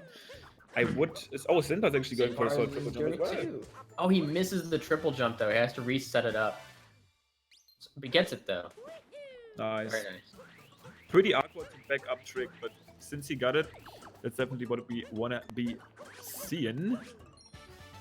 I think Okra this time was the one with some technical difficulties, so trying to bring this back up. Yes, I apologize. That was some struggles there, but nice. I'm back. We're back. All right. Yep. So, Zinpars just you can collect these hearts for some additional coins, which are useful in other categories. And any percent we don't really care, but hey, coins. Yeah, well, I was wondering if Equan actually just did that out of... I mean, Zinpars did it out of muscle memory, potentially.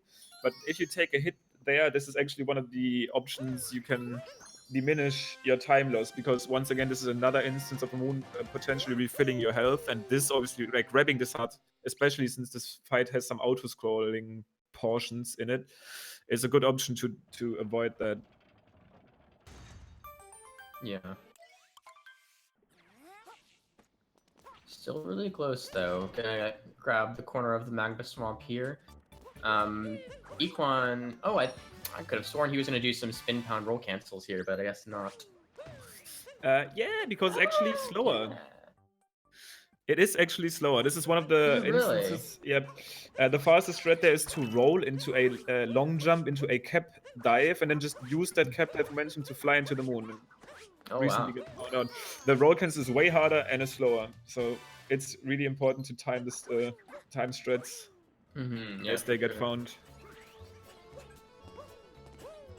Wow, very good reaction there from Zinpars, showing off that he's a bingo player too. Actually grabbing that checkpoint to refill his health. So this probably lost him like, what, 0.5 to grab that checkpoint, not even. But if he Yeah. didn't do it, he would have gotten the health refill animation and lost 2. Yep. Really good thinking there from Zinpars.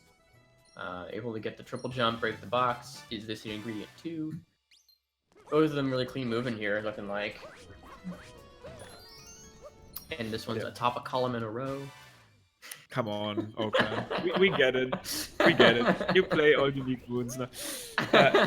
To be honest, some of these moon names make sense, but why would this be? I mean, I'm not even going to argue about this one because Equan is going to be heading into Forks. Which is I a do pretty intense subroom.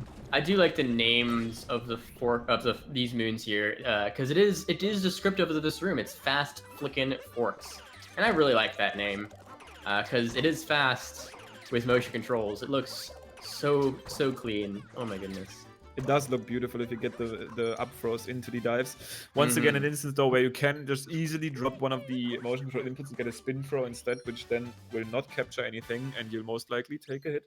But if it works, it looks cool. Yeah, but so Equan widening his lead just a little bit here. Just getting clean movement after clean movement. Zinpar's movement just a little bit slower here. Actually, Zinpars did exactly what I just said. He dropped his up throw and instead got a spin throw and almost died there, actually. Yeah. Able to save it, though, which is always what you want to see. Equan almost jumped into the Pepto there. Gets the Bromanip in the right spot. Gonna leave the Spiny alive. Oh, He's more this launch generous was than me. actually... Oh my god. That was such a clean turnip clip, actually. Yeah. Ooh, Beautiful Zinpars launch from Equan so far. didn't get the janky jump.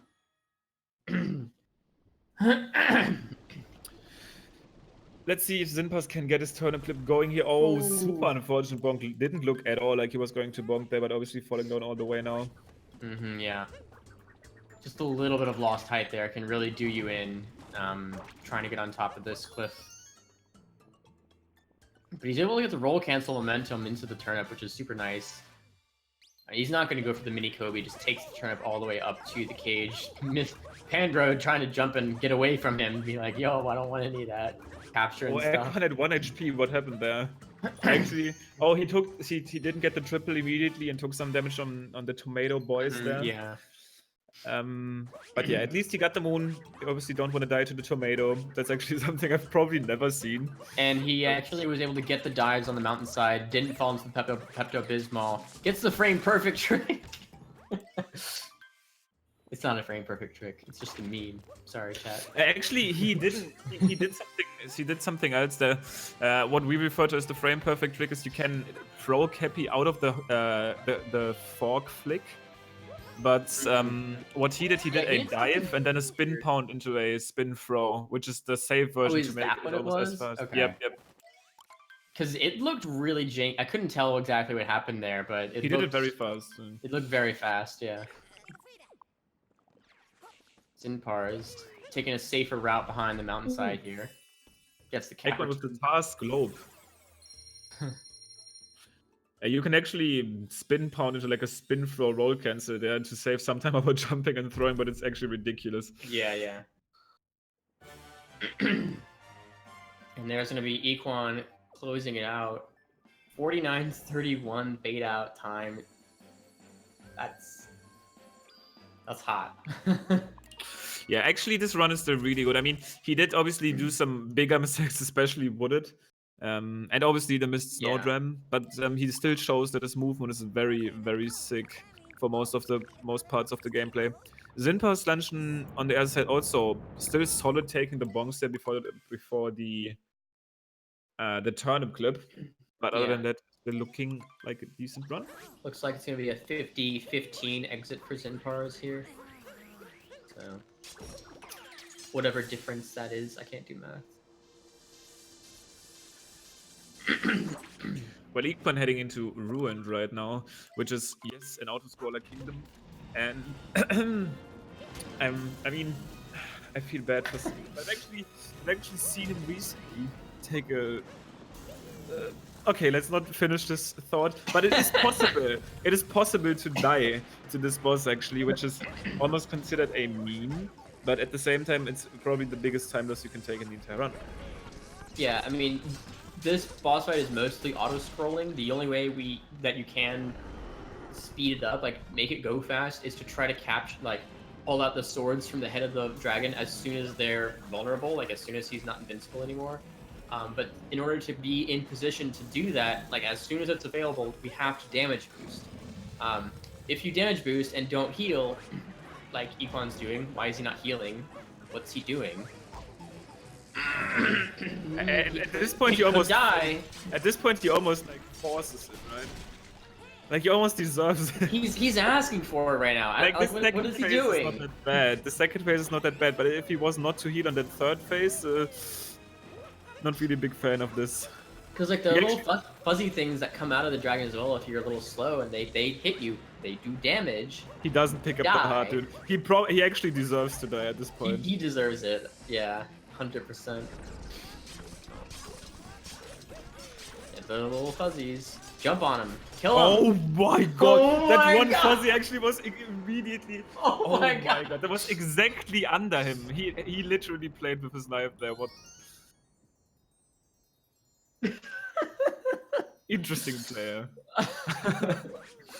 Oh my god. Well, I don't know what to Zinpars say. playing it safe and just grabbing the hearts.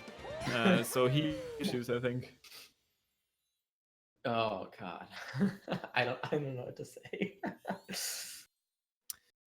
Okay, so even though he's kind of disrespecting the dragon right here, not showing him any respect, there's still some way harder kingdoms coming up right now, especially Bowser's right now, with Mech being at the very end of it. Yeah. And when I was talking about Equan's meme races, and this is looking to be another one of the series right here, especially with this wooded earlier, but especially in Moon actually was the time where it was getting a little bit ridiculous with the memes. So let's see if you can pull through this time and have a solid Moon after this Bowser's, obviously. Yeah, Bowser's is the first hurdle. This is the one where there's just a lot of very different things that the kingdom requires you to do in order to get through. And so, you know, your attention is kind of divided on like, oh, I need to do really well on shards. I need to do really well on the boss fights, you know. And so trying to string it all together in one go is not something to sneeze at for sure. And Equan, I know, is going to do the Pokio capture warp here. It's a little bit faster than the hidden under the corridor floor here, so going for this instead. I don't know if Zinpars is going to be doing this as well, but it is technically slightly faster. It's to be honest, it's at the point where it's arguable. Like you can't really tell because both of the strats obviously not at the very top level. They pretty much come down to the same speed, and it's pretty much personal preference. What moon you like more? Yeah, the current video comparison that's floating around shows that Pokio capture warp being like 0.2 faster or something. But you know, ultimately it's personal preference. Which do you want to do in the run? And Equan's like me. He doesn't want to do the blind jump after the crates. So, you know, we like to play it safe. And so does Zinpars Zinpars. actually is also opting for this strat. Which, once again, as you just said, it's hard to blame somebody because especially on good runs, it feels very, very scary to do this blind jump where the camera just does not want to cooperate with you. Yeah, for sure. No shame in it's not even no shame. There's no reason not to do that capture warp if you know if you haven't practiced it, or if you have practiced. Like there's no reason not to do it. Equan getting a good shards here. The roll cancel, throws it behind him, gets it on the way back. Swag. But talking about swag, and I'm not gonna promise you guys too much, but if you have ever seen a swaggy shards, then Zinpars actually does it. I don't know if you've ever seen his down throw strat for this section. I don't know if he's gonna do it here, but it's one of the coolest strats I've ever seen. Yeah, being one of the only remaining Joy-Con boys, Zinpars has access to down throws, and so that that fourth shard that Equan collected, Zinpars usually just does with a down throw as he jumps over it. Doesn't need to go get it because you just throw his cap downwards, easy. So Zinpars is going to be setting up for this pretty ridiculous strat. I would be very interested to see if he gets it ready. Also doing it with the spin pound. Rolling over on this side, and look at the shards counter up there. Oh no, he it actually didn't work. He didn't get it. You can actually manipulate the Cappy in a way that this shard picks up this shard on the wall on the way back. Would have been pretty sick. Yeah. That looked like it was a good setup though. It looked like it was going to work, so kind of unfortunate that it didn't, but that's basically the strat. That's what it looks like, except the counter increases by 1.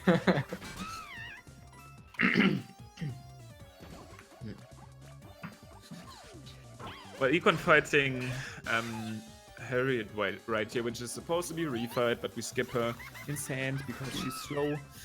In this kingdom, we have to fight her. We cannot skip her. Yeah.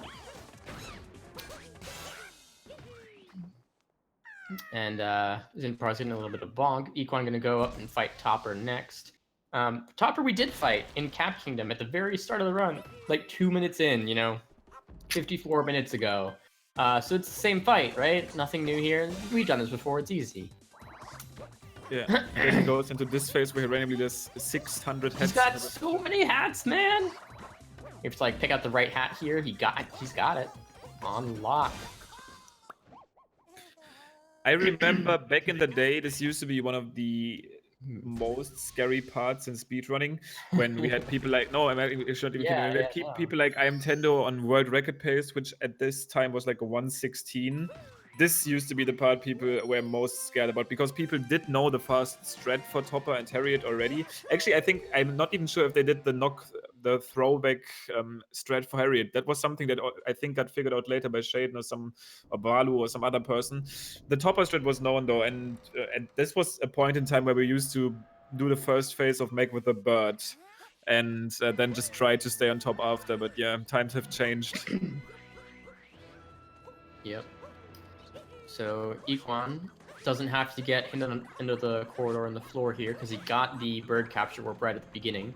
So you're just gonna skip it and do this jump with a free camera, which is super nice. So no sweat there, really easy. Zinpar is able to get the jump onto Topper there. That looked a little spooky for a second, but he's got it. I was about to say that. And Equan is going to be heading into mech, and I do know he does the fastest mech possible, which is famously known as Harriet third mech. We do basically refight all of the Brutals during this fight because the mech is like 4 bubbles with the bunnies hidden under them. And the order you fight them or destroy them in is actually quite significant, especially when it comes to Harriet third. This climb looked a bit sloppy, actually saves it very nice. Does the backflips, and it's going to be starting with Rango as a number 1, and then it's going to be doing Speedrun very quickly after. Buffering his spin pound here just to get it right as it starts moving. Really clean there on the Topper. So, and this is where the hard part comes into play. So you can either just basically backflip ground pound into Speedrun very quickly, or what you can do is you can set up a backflip ground pound on Harriet as the third bubble. Gets it here. He needs to be very quick to set up to go into this spot, acquires the target on Speedrun, buffers the spin pound, and gets the target acquired. Very nice. Nice Speedrun there. Unfortunately, Zinpars actually killed this Pokio as he was trying to capture it, so I had to wait for it to respawn to capture the next one to climb up this wall, and he's going to do the mech fight himself. But so we've got more than a mech fight separating our runners at this point. This is Equan's race to lose, really, at this point.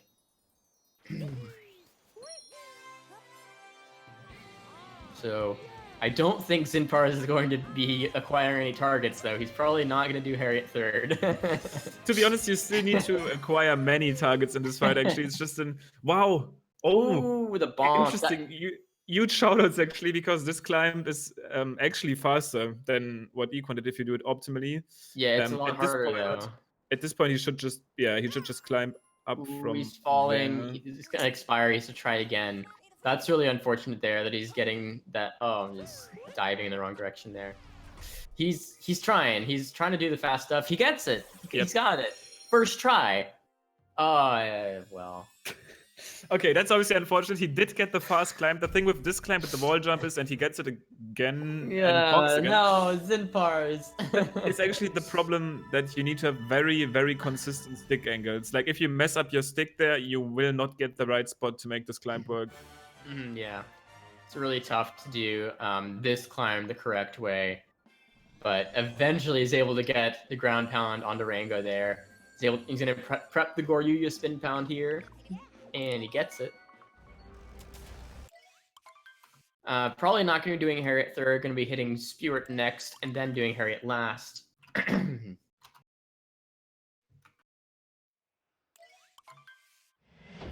See what his setup here is for the Spewart hit. A lot of different runners will have a different setup for the Spewart hit because it's a little bit weird, but gets the ground pound. Now he needs to get back up top and acquire the Harriet target.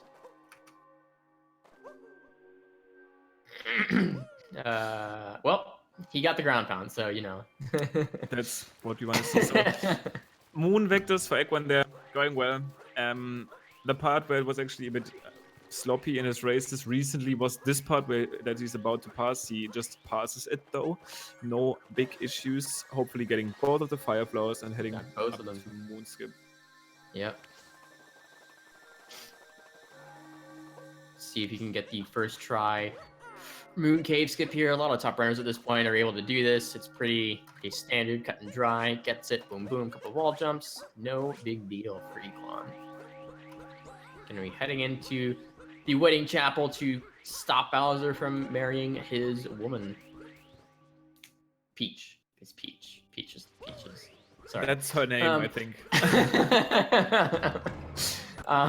Anyway, skip it to the cutscenes here. And then this boss fight versus Bowser is essentially the same as the fight in the Cloud Kingdom. There's an additional phase, an auto-scrolling phase that we just have to kind of sit during. A lot of people will do spin jumps and just kind of waste some time, but yeah, it's the same fight. Yeah, there's this, as you said, this completely useless phase, basically where Bowser just spins and does like a flame attack that's literally useless. You can actually just decide which jump of Mario's moves that you want to use to dodge it, but other than that, it's literally the same. Yeah, and it's a floor scan too, so you don't even have to jump high off the ground, just be off the ground at all, and you won't take damage from the fire, so. Looking like it could be GG at this point. If Equan has to avoid dying on 2D skip, you know, falling during the escape sequence at all. That's the main thing. Is if he avoids death, he'll be good to go. Just taking a quick look, first person look at the flames there with the camera. Gets burned. Actually taking damage there for once. Yeah. He does need to take one additional part of damage here, so that's actually almost a bit scary, because if he was to make one mistake here, which is not really seen, he would actually die. But let's hope this doesn't happen. No damage. Alright, he's out. Well, 2D skip is still a thing in Equan's way right here. Zinpars actually missing his first fire flower there, but gets both of them quickly. Alright, Equan capturing Bowser. This is looking to be like a low 106, probably. High 105, low 106 time. If he makes the jump, which is still a thing at this point. Zinpars gets first try Moon Cave skip. Very nice. And Equan sets up the triple jump, gets it, gets the fireball, 4 swipes on this rock. And now he's into the 2D section of the escape. So he's going to try to do a trick that saves 2 seconds. And if you die, if you fail, loses like 45 seconds or so. I'm almost calling he's going to be going for an additional trick here at the very end that you guys might have not seen at all. I hope I'm not promising too much. XD skip. I'm not even XD skip. Let's see. Well, he did XD skip. I mean, this is what I'm talking about. What is this? I don't know if you can make it work here, but it was recently found. At some point, he's probably just gonna stop. I was actually pretty sure that he was trying to do it, but it's possible to get like a wall jump from this block, which feels super random. At this point, he actually needs to stop because the section was about to fall. But you can actually get a wall jump there, which potentially might save a tiny bit of time. Actually, I can link you guys. I can link some resources where people can see how you can make this jump work. Yeah, so it's gonna be like a low to mid 106 for Equan if he doesn't die. He needs to not die Exactly. here.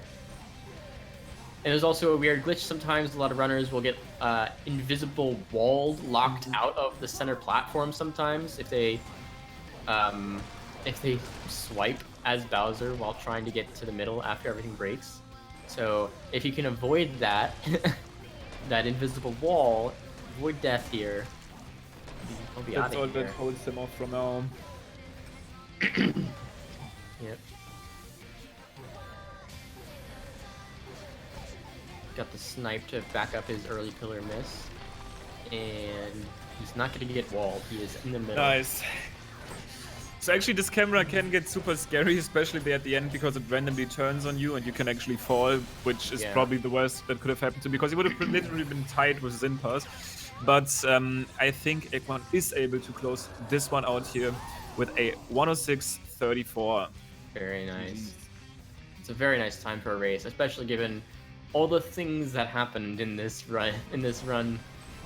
It's been quite a wild ride from start to finish, I would say. But yeah, Equan will be advancing to the next round. He is set to race against Fur in the second round. So GG's to Equan, and Zinpar is going to be finishing up momentarily. Going to go for 2D skip himself. See if he can make it. He's got it. He's done it. Not doing XD skip because he's not a memer. Okay. That was close. That was a little spooky. But yeah.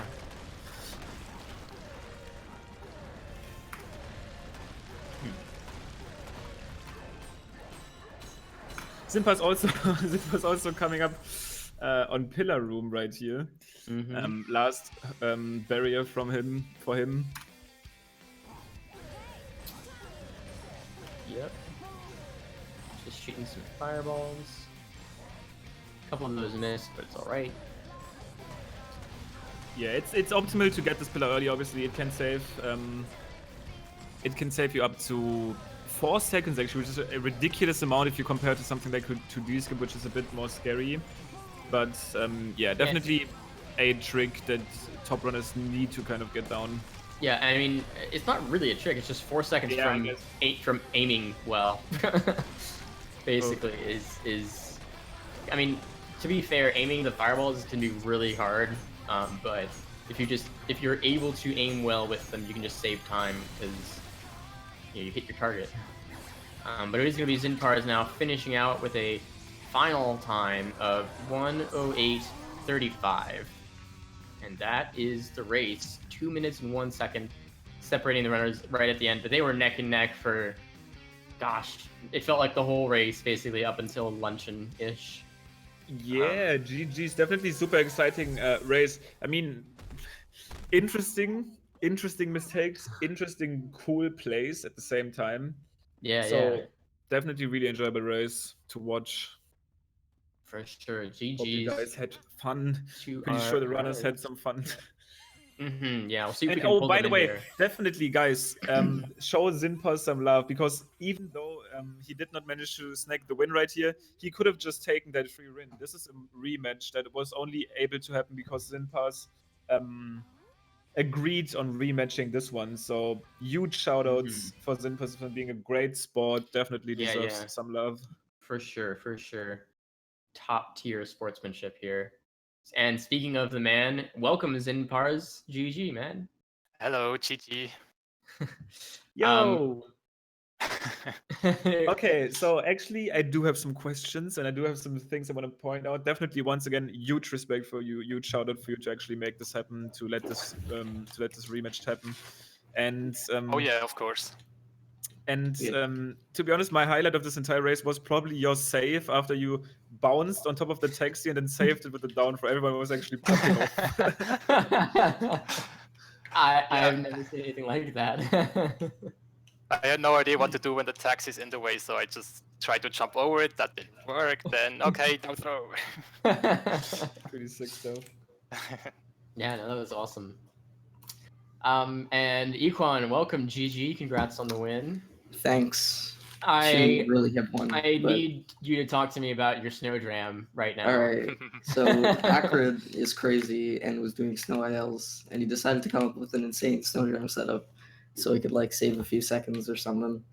So you can turn your camera, like after the warp cutscene, and if you do it right, you don't have to move the camera at all with the first person. You just press first person to be in the yeah. right place, basically. But the only way that you can really make it consistent, because the camera's never going to be the same, is you have to like realize what your camera is and change where you stand on the Odyssey and change your vector, and you have to. It's a little bit crazy, but I tried it. I've gotten it a few times in runs before, but it didn't go too well. I got it the second time around though. Yep. That is true, and obviously Same. probably a cool time save for the future. Another thing that I want to quickly talk about is Wooded Kingdom. Not sure if you know this kingdom. Can you talk to me? Like, I mean, where you're just too committed to do basically this pure skip, so that you just try to basically do the fence nut. Well, I didn't know what to do. I went in bounds after missing the tank moon, and I was like, well, I'm right here, so I'm just gonna go on top. But then I couldn't go on top. I apparently forgot how to do that, so I sort of had to make some more stuff up, and we ended up back out of bounds. So Yep. Yeah. Well, definitely interesting showcase of Wooded Kingdom. We got to see a lot of the kingdom, actually. Thank you for that. But at the same time, thank you so much for racing, guys. Definitely, once again, huge shout out to Zinpars for his sportsmanship here, and Yeah, we had a lot of fun absolutely. commentating this one, actually. Yeah, that was clear for me that we would restart. Yeah. So yeah, no big deal. And But yeah, also, if I may say something. Yeah, obviously. Okay. My Wooded Kingdoms were actually really good. Like, I'm still pretty new to the nut clip, and Oh yeah, you got I it mean, twice, perfectly. Yeah. You're new Yeah. to it. You nailed it, man. That was awesome. like I go for it in every run, but I get it like less of half of the time, and those two are really good. And even though I fell off the ramp the second time, I still was like pretty proud of myself. Yeah, I mean, definitely working out great. And that's one thing I wanted to ask as well is that, on speedrun.com, it says your PB is a 107.53. Like, come on, man. When are you going to smash that? Like, you can 100% beat that. No, that's for sure. Like, you came so close with this one, and the mech obviously almost sealed that already, so you can easily get like a 106, 105 time. Yeah, the fun thing about mech is, like, I have my splits open, but I deleted them like 2 days ago because I wanted to start over and get some new goals and stuff. And my mech was really bad in my practice runs. And then after I defeated the mech, I was like, that was a pretty good mech. And then I thought back of the start and was like, oh, wait, that was not a good mech. And I was still ahead after that because I died in my last run. That was my splits. Dang. Well, it's coming, Well- GP. Final question, Equan. Next, since you are advancing to the next round, you are going to be racing Fur. Do you have any thoughts on that matchup? Well, when this tournament started, my PB was like almost a minute worse than Fur's, and my seed sort of reflects that. But like the day after the tournament seeding happened, I actually bopped him by 2 seconds. So it's a little bit of a rivalry going on. I'm interested to see how that's gonna go. Ooh, some hype coming up right there. So this is definitely going to be an insane match, guys. Thank you for watching. Had a lot of fun. Thank you for sticking through the technical difficulties as well, obviously. Yes, absolutely. Yeah, Can be rough, but definitely bounce back from that one. Yep. I think we have one more round one race. It's going to be on Sunday. It's me versus Tylotech at 5 p.m. Eastern. But be sure to tune in tomorrow on this channel, twitch.tv/speedrun, 5 p.m. Eastern, for an Ocarina of Time 100% team relay race.